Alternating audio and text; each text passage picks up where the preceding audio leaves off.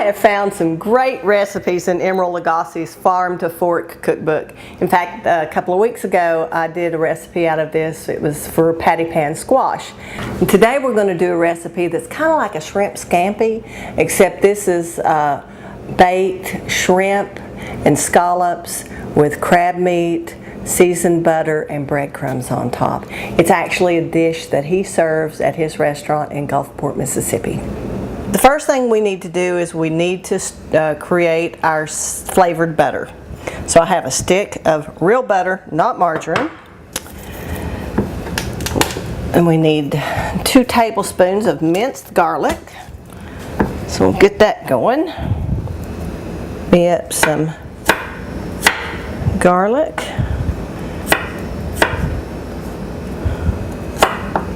I love garlic, so I don't know if I'm going to have a little more than 2 tablespoons or not, but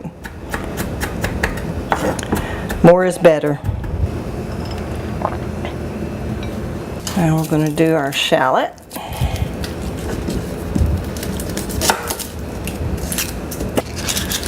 A tablespoon, so I'm just going to do one section.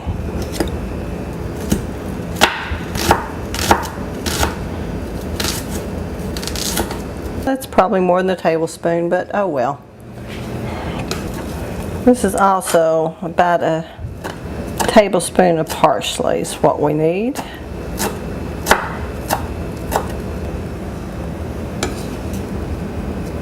Obviously I had this butter softened beforehand. I don't like oysters, so I'm actually going to use sea scallops instead. And I do believe that this is truly the magic behind the dish.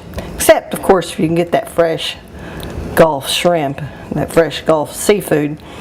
We are using Gulf shrimp today. Unfortunately, it's not from Louisiana. It's from Texas, but it's from the Gulf, and we're trying to support them however we can. And if buying a little Texas shrimp will help, then that's what we're going to do. While that butter melds, and it needs to be in the fridge for at least 10 minutes, we're going to mix up some breadcrumbs. The recipe calls for plain breadcrumbs.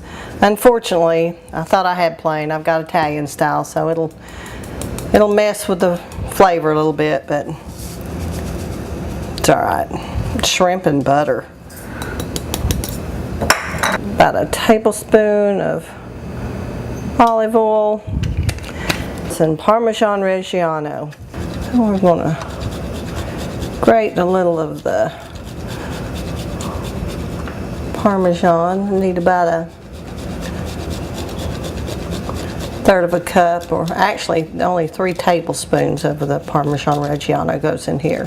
The rest goes on top of the dish. Our breadcrumbs.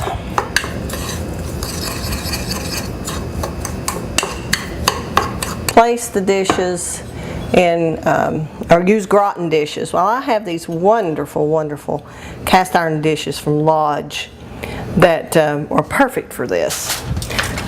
So we're just going to lay us some shrimp in, and I'm also going to put one whopping big scallop there in the center. It does say to make sure and layer your seafood. You don't layer it, it's just all one even serving. Don't stack it. Now we're going to top this with crab meat. This is a mixture of back fin and claw meat. You can get the Primo lump crab meat if you want. It was like a whole lot more expensive. Does that look good or what?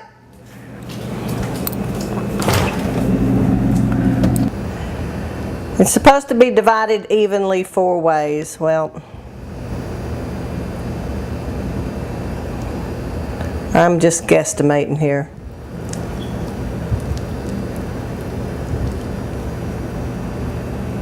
Now I've got the oven on broil. And I've got the rack on the third rack. And we're going to let it broil for about 3 to 5 minutes. Well, that butter has melted. Things are starting to turn a little pink. Doesn't that smell delish?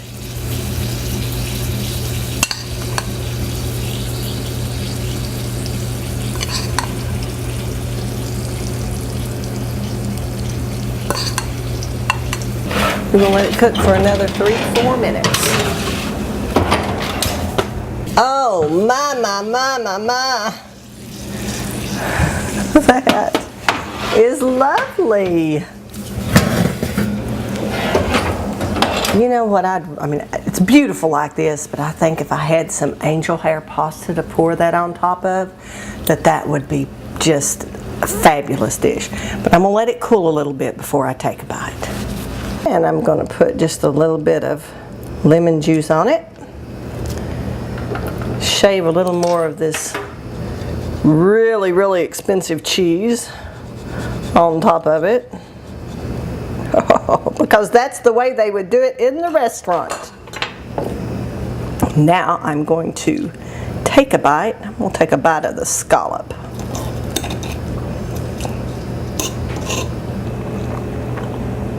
Oh my gosh. Oh, that is so good.